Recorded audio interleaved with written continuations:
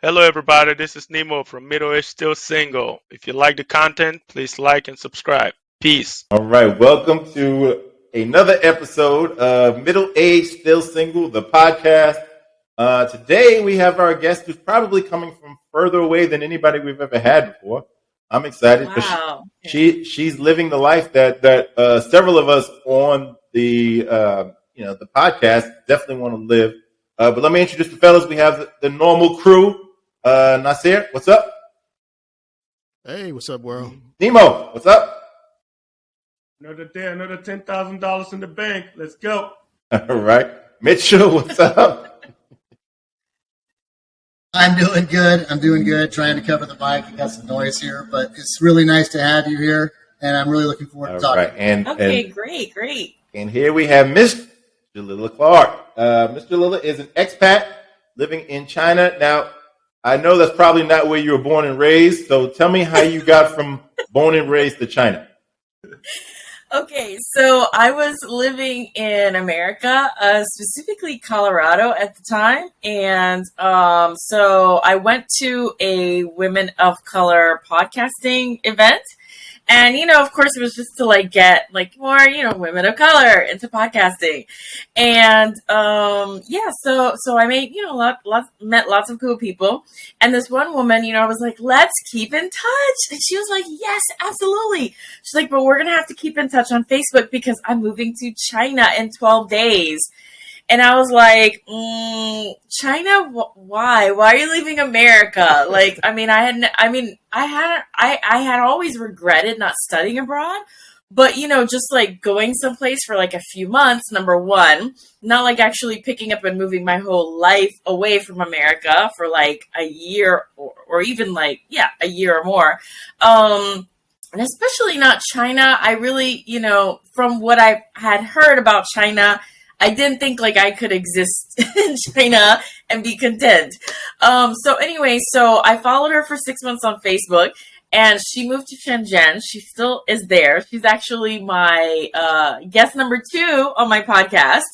And so she traveled, obviously, before COVID to Jakarta and Seoul and saw the, Great Wall.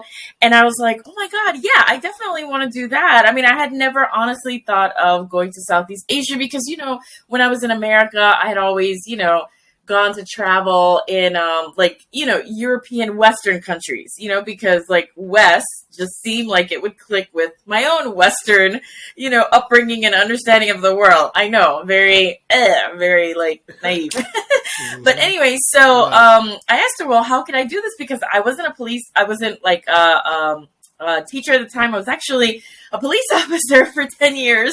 Wow. And so she was like, well, let me send you some information. And I said, okay, great. So she sent me 3 places, and they were training centers. So for those who don't know, training centers are places that kids go after school. Well, used to kind of go after school because the laws here changed, and training centers had to really, lots of them had to shut down because of the laws here changing. So then the only company that I recognized out of the 3 was Disney English. And yes, Disney, the company, used to actually have training centers in China at the time. So I applied to them. I think it was April 26th. So that was 6 months after, we had met. And so the very next day they messaged me and they were like, oh, well, we really like your profile. You seem interesting. And let's set up a video interview. And I said, okay, great. So then we did, and then they gave me a topic of colors, and they said, just try to teach us as you would teach a child. And, I love singing and dancing, and I really love Disney movies. And, so I set it up on my laptop, and, I had a little Disney movie or a clip of Pocahontas, Colors of the Wind playing. And at the time, I was living with my boyfriend, and so I had him actually doing the clicking to make sure everything moved along so that way I could talk because I'm very expressive with my hands and I wanted them to see how energetic I was. And they loved it. They really did. And the repetitive nature, and that's kind of how they taught, with play and repetition and with videos, obviously with their videos and songs. And so, the very next day they sent me a contract and they said, sign this contract and do everything on this list. And then we will send you a plane ticket. And so that was the beginning of May to August. And and then in August, they sent me the plane ticket. I have to gotten my passport and a visa back from the Chinese consulate in Chicago. And and then September, I think it was September 4th or 5th, my boyfriend at the time was driving me to the airport and then and then helping me put the luggage on the scale. And he was still like, Are you sure? Are you sure about this? Are you sure about this? So I was like, yeah, I'm definitely sure. And in about less than 90 days, it'll be 3 years since that happened. Wow. Yeah, so that's basically it. Now, when we originally talked, you told me you'd gotten a chance to travel to a bunch of different countries. Can you give us a little bit of taste for the countries you've been to? So let me see now. So because of COVID, I wasn't able to continue traveling as much as I wanted to. So because of COVID, in 2020, I really have not been able to travel as much as I wanted to. But before COVID, just from living in China, I went to Switzerland and Liechtenstein for the Chinese New Year. And that was January 2020. So Chinese New Year here, everything kind of closes down. There's very few things that are up and open, especially schools. That's the time when I think it's the largest mass migration in the world that happens. So many Chinese citizens, they go home back to their villages, their hometowns to spend with their family to really bring in the new year. So then, obviously we foreigners are able to benefit from that as well. And we can go and do whatever it is, I guess we want to do. Before I had moved to China, I had traveled a great deal. So I had been to France, Spain, Italy, Sweden, Norway, Denmark, Brazil. Belize. I haven't been to Brazil yet. Belize. Let me see. So I'm actually originally from Panama, Central America. So I'll say that, that I'm from there. So we've also traveled to Costa Rica. Let me see. So 9 places. Yes. France, Spain. Yeah. Okay. Yeah. I think that's about it. Yeah. So, and then of course, domestically in the United States, some of my places that I love are New Orleans. Oh my God. I love New Orleans. And Manhattan. I love Manhattan. So those are some of the places. But yeah, I really enjoyed traveling and I had always regretted not studying abroad. And, so now I don't have to go to school. I can just live life. I do have to work though, which sometimes sucks. But, but I can live abroad. You're a full-time teacher of English. Is that what you do? Yeah, exactly. Yeah. So when I was working with Disney English, so I came over here and I've always worked full-time. So, the moment Disney English brought me over here, that was the beginning of my full-time work in China teaching English. And then when Disney English went under because of COVID, because, during that time, so many places we couldn't physically go into the classroom, physically go into the building. So when I was in Beijing, it was kind of a partial lockdown because lots of places were closed. We were still able to go outside, as opposed to the full lockdown we've had here in Shanghai for 2 months where we cannot go outside. We were not able to go outside. So Disney English, the whole teaching methodology was play-based. So, it's very difficult to do play-based on the internet. You need to be present and pass a ball around a circle and play hide and seek and, things like that where you're really going to be able to stretch out and express yourself. So anyway, so it went under and then I moved to Shanghai from Beijing and then I started teaching at a kindergarten. And I've been teaching kindergarten kids ever since. Yeah. So, and then just to be real clear, even though I didn't have even though I wasn't a teacher in America, you can still be a teacher abroad in lots of places with just a bachelor's degree and a TEFL and just some kind of minimal teaching experience. I had done 6 months substitute teaching. I'd been a private tutor, things like that. So that way, you can obviously have experience with children beforehand. So you don't get to children, in your new country and you're like, I hate kids, So you need some Yes. kind of experience beforehand so that you're not freaked out. Yeah. Yeah. Right. I already know that about myself. Yeah. So tell us, like, what are the best things and worst things about being an expat right now in China? Let's see. Okay, so I would say the best things right now is, and it's funny because I wrote like this, blog article about the future of expats, and it's like we're still gonna keep moving abroad, even with COVID, having happened. We're still going to keep moving abroad because like so many of us are like explorers and we're curious and we're, just fascinated by the world and we want to know more. And, people honestly are still going to want to come to China, even though China has been very much, tightly controlled with its borders. Because, another thing here is that, there are lots of places that pay good money, like China, to be able to teach, not just English, but just teach. So, from a foreigner standpoint, lots of things that maybe here they, are not teaching, to the extent that like, say foreigners could teach. So what are the good things? So I would say that like, being able to like explore and learn new people and cultures and foods and, and this is what like all of my podcast guests say, when I ask them like, I always ask all of them, what are the struggles and what are the joys of being an expat? And, they do say, though, that the bad things are, or let's say the struggles, not the bad things, because you can overcome these, is really the language and the difficulty integrating into the culture. So, for instance, like here in China, like I know like survival Chinese, like I know like, my directions and numbers. And, I've been able to like pick up things that are used like repetitively. So like say when there's a delivery and they call, I understand when they say certain words, okay, I got a package.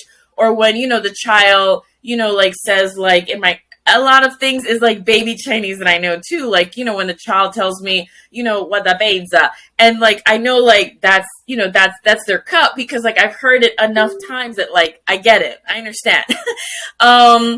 And then also integrating because, lots of places it's very difficult to integrate into the society. Like if you don't make, good Chinese friends here, then it's very difficult sometimes for you to like get certain things accomplished. That's why like sometimes it's kind of easy just to like date someone who's local. Like say like if a foreign man comes here and he's dating a Chinese woman, like honestly that helps. It really does because she can help with like banking or lots of other things. So I'd say those two things. I'm getting prepared to go to a move to like another country. And yeah, I mean, the language won't be a problem because like I grew up in Miami. I'm from Panama. My parents, taught me Spanish. So I will be able to like speak Spanish in the community. So that won't be difficult. Just making new friends will be. Yeah. Naj, you got some questions, bud? Yeah. So you're going to Colombia, correct? Yeah. I am. My which plane city? ticket is in a few weeks. set to jettison me away in a few weeks, and I'm going to Colombia. Yeah. Which city? Well, I'm flying into Bogota. Because like the way the international airlines, like they're slowly coming back here because for a while they were like not able to fly out if you're into here. So anyway, so I found a flight into Bogota. Okay. All right. Good. Yeah. So you were talking about the learning style was play learning. Yeah. In China as a kid. Yeah. And how do you compare that to the learning of children? Well, I don't know if you taught children here in the United States, but I do know that the United States based its learning style off of Germany. Mm-hmm. And you can see it in the people. In my view, you can see how that learning style made us be, and how Chinese people, how their style of learning is for them. Can you talk about how any differences that you noticed in that, or if you noticed a difference at all? Yeah. Well, the play-based learning really was just for like the training center, because like in traditional Okay. like Chinese schools here, it's very like so it's very so there's a great deal of like memorization and test taking. But okay, Okay. so then there's three types of schools here. There's, the traditional Chinese school. It's, memorization, test taking. But then there's the bilingual school, which they're doing some Chinese classes, but then, they also have foreign classes as well. And they're trying to introduce them to like, different ideas and stuff like that, and ways of being taught. And that is the beginning of like being more open with the kids and being more creative and expressive and things like that. And then there's the international schools, which, they will teach exactly like, they would teach in, say, like, England or, America or Australia or somewhere like that, France, somewhere like that. So it really depends. But the Chinese schools, are very different from the American schools. Like, they take a test, like that. Okay. In Okay. America, So not much different then. Yeah. But actually, Yeah. no, because in America we do have, believe it or not, we do have more creativity and like openness to like, conversation and I would say, and maybe putting those together, like creative thinking. So there is way more of that in America. Yeah, definitely. Way more of that. When did that start? Yeah. Okay, That good. sounds very good. structured. Right. Very, just definitive at this age in China. This is what you're going to learn. This is how you're going to learn it. Exactly. And it's very structured in that sense. Yeah, exactly. And But that explains why they're good at tests, though. Yeah. And we do have things, honestly, incorporated into the school life that I have not seen or heard of here. So, for instance, like, I remember a Chinese friend said, like Americans really love sports. And I said, yeah, we do, because like that's part of our school day. Like we're involved in sports, like, I played volleyball during the summers and I loved it. Like that's, my favorite thing. But I noticed here that like, that's not a thing. Like none of the, adults could tell me like when they were in school, did they go out and play sports? After school, they would have like music lessons or something like that. But like we have lots of things during our school day that, I noticed that like in a traditional Chinese school just are not incorporated. Yeah. So it's, like PE, they have PE here, but not like, in terms of like very sports specific where you can get out there and, you can really like, get engaged in like lots of different sports. I would say that at my bilingual schools, they do, like we do play basketball and all kinds of things because, they want it to be more, like take a different trajectory. Yeah. Okay. Listen, Jalila, tell us about your podcast, please. I've enjoyed listening to it for sure. I've learned a lot. Yeah, me too. Okay, Yeah. cool. Yeah. So it's called Are We Home Yet? Again, that's Are We Home Yet? And so it's like, you've moved to a different country, whether it's for 3 months on like a tourist visa, like some of my guests have, like my recent guest, Colby, he and his wife, they moved to a different country every 3 months. They've been doing that for several years now. Or, you go and you live there for years, like, for instance, like, I interviewed, Dave Sperling from Dave's ESL Cafe. He's known to have created like a really great resource for like, foreigners who want to go abroad and teach ESL. And he had moved abroad for years. That's how he met his wife.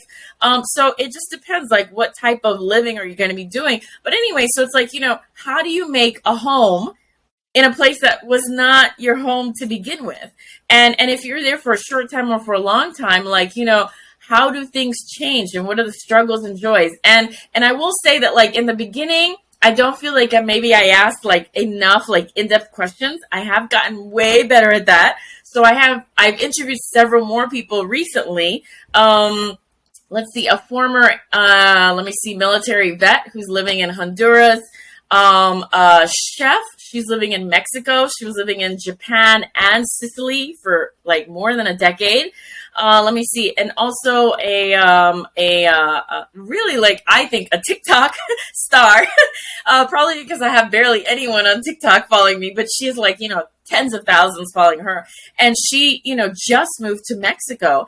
And so it's like, how do you, and then also a flight attendant. Yeah. Who's lived in Italy like for 25 years. I think she said 25. No, sorry, 15 years with her boyfriend. So it's like, how do you make a home in places that were not your original home to begin with? And, some of them give, well, actually all of them, give great advice. Some of them already like did the research beforehand and were like, okay, great. I have a boyfriend or I have friends or something. And then there are others who they just picked up and said, okay, that's where I want to go. So, some advice that they would give is like, go on Facebook groups and just join expat groups and say, hi, my name is Jalila and I'm moving there and I'm looking for friends. Yes, it can be that simple. Maybe you're not going to find your BFF, but you're going to find some nice people who are going to say, hey, yeah, let's meet for coffee. Let's meet for drinks. I'll show you around. Do you like the museum?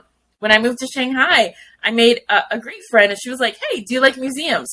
So, it's stuff like that. But anyway, yeah. So, I've tried to keep it to like 45 minutes because I know like the attention span of people sometimes can be fleeting like children. But I mean, there's so much like good conversation that it's so hard. Like I interviewed this writer with Travel Noir, like a great magazine, Travel Noir, great website for like, people of color, Black people who, want to travel and who want to live abroad and really who want to know like, how does that affect me? How does my Black body exist in Belarus or Belize or, anywhere else in the world? And what are some good tips and strategies and blah, blah, blah. And, so that interview lasted like an hour and a half. So I had to cut it in half. So, if that's what I have to do, then that's what I have to do. But I don't want to take out any of their words because, I mean, I feel like it's all important to me and maybe it'll be important to someone else as well. They'll find that nugget of gold and they'll be like, wow, okay, I hadn't thought of that, He gave like a really great example of like work that you can do abroad. So he was teaching this woman about rap. You know what I mean? Like, I mean, he was making some money off of that. Yes, it's not money to like exist, there, but still it's a little bit of a source of income. So it's like, you can be creative. There are lots of people who are fascinated by American culture, by, say for his example, rap culture. There's lots of people who are fascinated about lots of things. You can bring skills to your new country because you're new. You're new there. Yeah. I love that. I love that. So, Jalila, what's in your future? Like, you're going to Colombia, and Colombia is special to all of us because that's kind of how we all got together in Colombia. Matter of fact, if you look at our logo, it's the Colombian colors. Tell us what you plan to do once you get there. Yeah. So, the main, well, actually, the reason why I had picked Colombia out of all the other places and, because, as a single unmarried woman, so Colombia is actually one of the few places that would allow me to adopt a child because yes, I'm middle-aged. So, in China, it's, and I'll be TMI with this, but in China, like, single unmarried women can't have IVF done. So, all the years that I've been here, the eggs didn't get any fresher. So, so it's like, I need to adopt a child if I want to be a mom. It's so funny like that. Yeah. So anyway, and plus, I guess, honestly, it's probably like a blessing because it's like, do I really want to go through that? Like stretching my body out? And probably not. So anyway, so I'm going to Colombia and I'm going to start the process.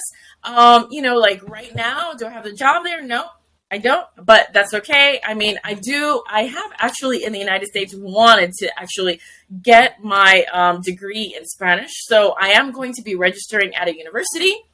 maybe like in Bogota or Medellin or Cartagena. I'm not sure yet which one, but yeah, so applying and registering, and that way like my student visa will of course allow me to stay a little bit longer than the tourist visa, and I'll work on my degree, and I'll be able to have stability to be able to show an adoption agency like, hey, I'm here, I'll be here for a while, and let's see. I mean, I'll probably adopt an older child, because just from the research that I've been doing, like that's would be available like more immediately than a baby, which is fine.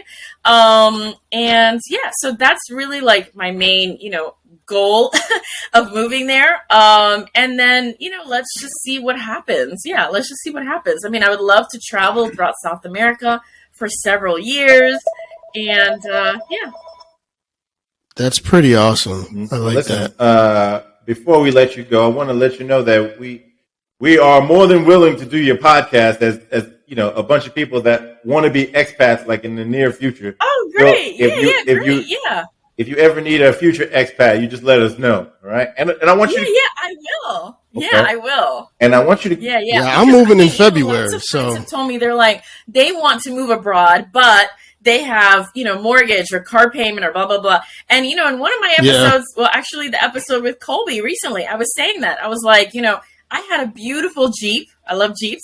And, I had to sell it. And then I had to pay $3,000 out of my pocket to cover the difference between, what the, what the buyer gave me versus what the loan company still said I owed. And that's what I had to do. And unfortunately, sometimes you have to make these hard concessions and say, but what do you want out of life? And, I wanted a little bit different out of life. Yeah. Oh, and then, go to the website as well, arewehomeyetpodcast.com, because there's blogs on there. And if you join the Facebook group, the ebook is free. So anyway, shelling that. And actually, I want to make sure that once you get to Colombia, let us know. We'll do another segment with you to find out how living in Colombia is. We talked a little bit about how living in China is, but we want to find out how living in Colombia is. Okay, yeah, definitely. I mean, I'm fascinated because, the cost of living is going to be different. So, from Shanghai here, and, so like I looked up, I can live off like, say like less than $1,000 a year, and yeah, so I'm really fascinated. I'll have like more authentic ethnic food again. So really fascinated by all that stuff. Yeah. I can't wait to go to like the beach and, and see. I mean, look, I'll say this. I can't wait to see like lots of like dark bodies like me again. I really can't. Yes, I am excited about that. I am. So, yeah. Listen, thank you so much. You're going to miss the donkey meat. Let me ask you one question, Rob. You going to miss the donkey meat? The donkey burger? Oh, how funny. Yeah, you really did listen to the podcast. Yes, I will miss the donkey burger. Yeah, that is so, I can't even believe it because, you look at a donkey and you think, that can't taste good. But I don't want to eat that. It tastes amazing here. Yeah. All right. Thank you. Jalila, thank you for your time. Thank you for coming all the way from China. And really, I know it's a different time over there. What time is it? Like 8 in the morning? Yeah. So it's 8:34. Okay. Yeah. So listen, thank you for getting up early, and we appreciate you. And let us know when you make it to Colombia. Thank you so much. Okay. All right. Well, you have a great day. Bye, everyone. All right. Thank you.